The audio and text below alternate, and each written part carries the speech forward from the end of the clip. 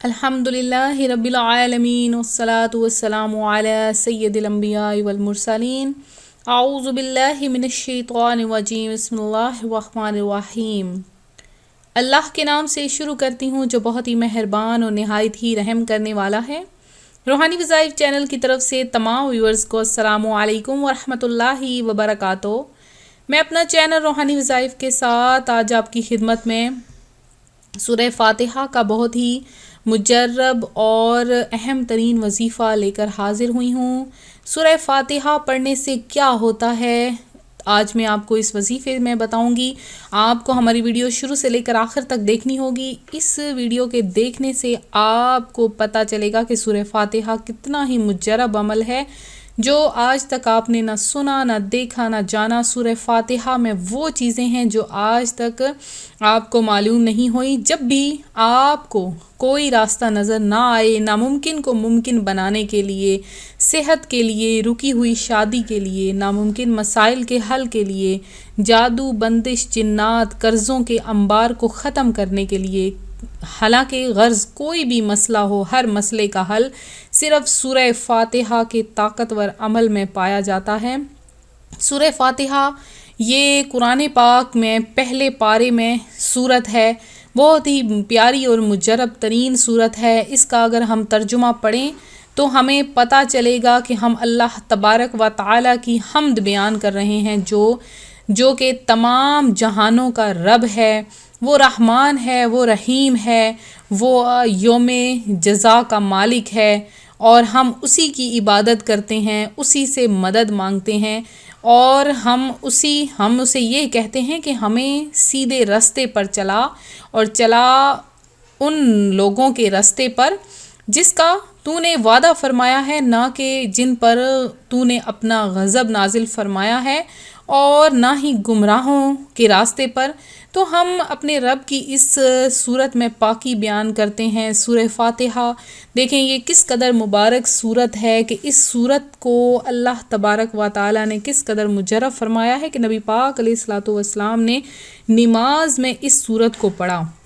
تو نماز میں دیکھ لیں سورہ فاتحہ ہم پڑھتے ہیں، اور اس کے پڑھنے کی بہت زیادہ برکات ہیں، جیسے کہ اس کا مشہور نام فاتحہ ہے۔ فاتحہ جس سے کوئی چیز شروع کی جائے۔ الحمد کا معنی تعریف ہے۔ ام الکتاب قرآن کی ماں، رسول کریم نے فرمایا الحمدللہ ام القرآن ام الکتابی سبع مثانی، اور قرآن عظیم ہے۔ الصلاۃ حدیث قدسی ہے، میں نے صلاۃ سورہ فاتحہ کو اپنے اور اپنے بندہ کے درمیان آدھا آدھا تقسیم کر دیا ہے۔ شفا، آپ صلی اللہ علیہ وآلہ وسلم نے فرمایا سورہ فاتحہ ہر زہر کے لیے شفا ہے۔ اس کا ایک نام رقیہ ہے، یعنی دم۔ ابو سعید رحمۃ اللہ علیہ نے سام کے ڈسے ہوئے پر سورہ فاتحہ پڑھ کر دم کیا تو وہ بالکل ٹھیک ہو گیا تھا۔ اساس القرآن ایک اس کا نام ہے کیونکہ یہ قرآن کریم کی بنیاد ہے، ابن عباس میں ہے، اور سفیان بن اینیا کہتے ہیں اس کا ایک نام واقعات یعنی بچانے والی صورت ہے، اس کا ایک نام کافیات یعنی کفایت کرنے والی ہے، اور کیونکہ نماز میں یہی صورت کافی ہے، اس کے علاوہ کوئی صورت کافی نہیں۔ اس کا ایک نام الکنز یعنی خزانہ ہے، یہ ایسا خزانہ ہے کہ اس جیسا کوئی خزانہ نہیں پایا جاتا۔ اس کا ایک نام سبع مثانی یعنی بار بار پڑھی جانے والی 7 آیات ہیں، کیونکہ یہ بار بار نماز میں پڑھی جاتی ہے۔ اس کے علاوہ بھی اس کے متعدد نام ہیں جو کہ آپ نے پڑھے یا سنے ہوں گے۔ تو سورہ فاتحہ اتنا مجرب ترین عمل اس صورت میں پایا جاتا ہے کہ اگر آپ کو کوئی بھی مشکل پیش آتی ہے، کوئی ناممکن کا حل معلوم نہیں ہوتا، آپ کی کوئی ممکن چیز جو ہے وہ آپ کو مل نہیں پاتی ہے، اس قدر بیمار رہتے ہیں کہ صحت یابی نہیں مل رہی، کوئی بھی مشکل ہے، بیوی شوہر سے ناراض ہے، شوہر بیوی سے ناراض ہے، وہ حل کرنا چاہتے ہیں، یا پھر ناممکن مسائل کا حل چاہتے ہیں، آپ پر جادو بندش کے اثرات ہیں، کوئی بھی کام شروع کرتے ہیں وہیں پر رک جاتا ہے، جادو کے ایسے اثرات پائے جاتے ہیں کہ جن سے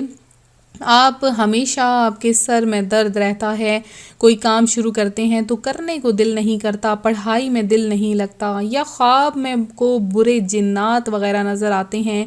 قرض ہیں کہ بڑھتے ہی جا رہے ہیں، اس کے انبار ختم ہونے کا نام نہیں لے رہے، الغرض کوئی بھی مسئلہ ہے تو ایک بہت بڑے ولی اللہ صاحب فرماتے ہیں کہ یہ اتنا طاقتور عمل ہے کہ اگر اللہ پاک چاہے تو سورج مشرق کی بجائے مغرب سے نکال دے، یعنی مثال دی ہے کہ کس قدر یہ مجرب ترین عمل ہے۔ یہ عمل آپ کو پیر شریف کے دن سے شروع کرنا ہے، تو پہلی جو شب ہوگی اس میں آپ نے سورہ فاتحہ کو 70 مرتبہ پڑھنا ہے، اور اگلے دن یعنی منگل والے دن آپ نے 60 مرتبہ دن کے کسی بھی حصے میں پڑھنا ہے کسی بھی نماز کے بعد، پھر آپ نے بدھ والے دن 50 دفعہ پڑھنا ہے،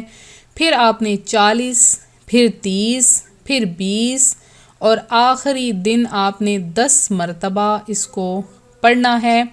بلکہ آپ آخری دن 70 مرتبہ پھر سے پڑھ لیں تو یہ ایک ہفتے کا عمل ہو جائے گا۔ پیر شریف کے دن یہ عمل شروع کرنا ہے، پھر سے سن لیں، آپ نے پیر کے دن سورہ فاتحہ 70 مرتبہ، اگلے دن منگل والے دن آپ نے اس کو 60 مرتبہ، پھر آپ نے بدھ والے دن اس کو 50، جمعرات والے دن 40، جمعہ والے دن 30، ہفتہ والے دن 20، اتوار والے دن 10، اور پھر اگلے دن 70 مرتبہ۔ وہی ترتیب آپ نے رکھنی ہے، جگہ اور وقت ایک ہی ہونا چاہیے، ہر دفعہ تسمیہ اور اول آخر 11 مرتبہ درود پاک کے ساتھ پڑھیں۔ مرد حضرات کھلے آسمان کے نیچے ننگے سر بھی پڑھ سکتے ہیں، اس عمل کی عام اجازت ہے، خواتین سر پر دوپٹہ لے کر پڑھیں، درمیان میں آپ نے بولنا نہیں ہے، یقین اور اعتماد کے ساتھ وقت اور جگہ اگر ایک نہ بھی ممکن ہو پھر بھی عمل نہ چھوڑیں، اور آپ اس وظیفے کو لگاتار کرتے رہیں، اور جس مقصد کے لیے آپ یہ عمل کریں گے وہ عمل آپ کا پورا ہو جائے گا، آپ کی حاجت مراد پوری ہو جائے گی۔ ایک اور عمل ہے سورہ فاتحہ کا کہ آپ کو کوئی بھی حاجت ہے، حاجت درپیش آتی ہے تو حاجت براری کے لیے جب بھی کوئی حاجت پیش آئے سب سے پہلے آپ غسل کر لیں، کپڑے پاک صاف پہنے۔ دیکھیں جب بھی ہم کسی کام کے لیے جاتے ہیں تو ہم اپنے آفیسرز وغیرہ کو یا اپنے جو باس وغیرہ ہوتے ہیں یا جو مالک وغیرہ ہوتے ہیں ان کو امپریس کرنے کے لیے ہم صاف ستھرا لباس پہنتے ہیں، نہاتے دھوتے خوبصورت ڈریس اپ ہوتے ہیں، ہمارے جوتے کپڑے میچ ہونے چاہیے، تو ہم جب اللہ کی بارگاہ میں حاضر ہوتے ہیں کوئی بھی حاجت پیش کرنے کے لیے تو بھی ہمیں پاک صاف ہو کر اس کی بارگاہ میں جانا چاہیے تاکہ وہ ہمیں پسند کرے، ہماری حاجت پیش کرنا پسند کرے۔ تو اس سے پہلے آپ غسل کریں، کپڑے پاک صاف پہنیں، بدن پر خوشبو ملیں، پھر مصلی پر بیٹھ کر آپ نے آیت الکرسی پڑھنی ہے، پھر آپ نے چاروں قل پڑھنے ہیں ایک بار، اور اپنے بدن پر دم کر لینا ہے، اور پھر آپ نے سورہ فاتحہ کو کس طرح سے پڑھنا ہے، یعنی بسم اللہ الرحمن الرحیم، اس کو آپ نے 3 مرتبہ پڑھنا ہے، پھر آپ نے 3 مرتبہ الحمد للہ رب العالمین، یہ آپ نے 3 مرتبہ پڑھنا ہے، پھر الرحمن الرحیم 3 مرتبہ اس کو پڑھنا ہے، مالک یوم الدین 3 مرتبہ اس کو پڑھنا ہے، ایاک نعبد و ایاک نستعین، اس کو آپ نے 3 مرتبہ پڑھنا ہے، پھر اہدنا الصراط المستقیم 3 مرتبہ اس کو پڑھنا ہے، صراط الذین انعمت علیہم، اس کو آپ نے 3 مرتبہ پڑھنا ہے، پھر غیر المغضوب علیہم ولا الضالین 3 مرتبہ اس کو پڑھنا ہے آپ نے، اور اول آخر 11 مرتبہ درود پاک پڑھ کر پھر آپ نے اپنی مراد پیش کرنی ہے اللہ کی بارگاہ میں یہ عمل آپ نے عشاء کی نماز کے بعد کرنا ہے. پھر آپ دیکھیں گے کہ اس عمل کو آپ عشاء کی نماز کے بعد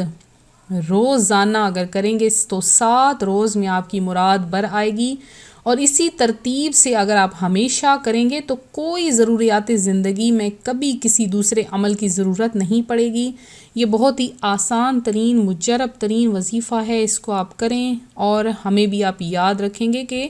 ہمیں بہت اچھا وظیفہ بتایا گیا تھا. تو یہ صورت بہت ہی مجرب ترین صورت ہے،